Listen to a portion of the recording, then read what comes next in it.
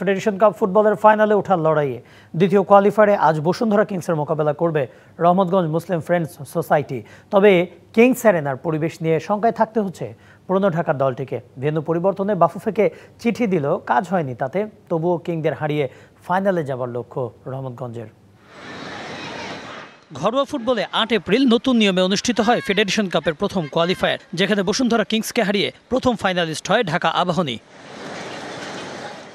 দ্বিতীয় ফাইনালিস্ট খুঁজে পেতে হবে দ্বিতীয় কোয়ালিফায়ার, যেখানে বসুন্ধরা কিংসের প্রতিপক্ষ রহমতগঞ্জ মুসলিম ফ্রেন্ডস সোসাইটি। সেই ম্যাচ সামনে রেখে শেষ মুহূর্তের প্রস্তুতি সারছে পুরনো ঢাকার দল রহমতগঞ্জ।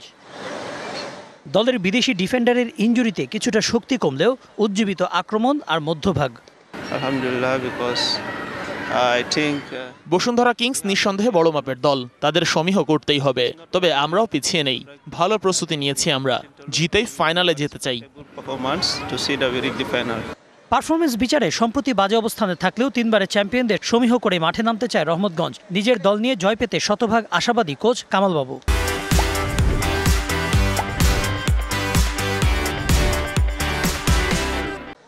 যেহেতু ওদের নিজস্ব মাঠ, আর ওদের এখন আপনি দেখতেছেন যে ওদের লিগে আর কোনো পারফরমেন্স করার কোনো সুযোগ নাই, মোটামুটি হাতছাড়া হয়ে গেছে লিগ শিরোপা, রানার্স আপ চ্যাম্পিয়ন দুইটাই। তো ওরা এটার উপরে বেশি ফোকাস করবে।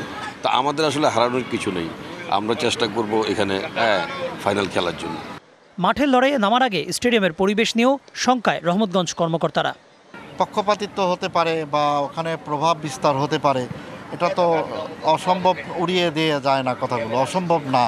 সেই ক্ষেত্রে আমরা মনে করি যে এই আশঙ্কা থাকার কারণে আমরা কিন্তু অলরেডি চিঠি দিয়ে দিয়েছি একটা। বসুন্ধরা কিংস অ্যারেনায় মঙ্গলবার ম্যাচটি শুরু হবে বেলা 3:45। Kanak Mahmud, DBC news, Dhaka.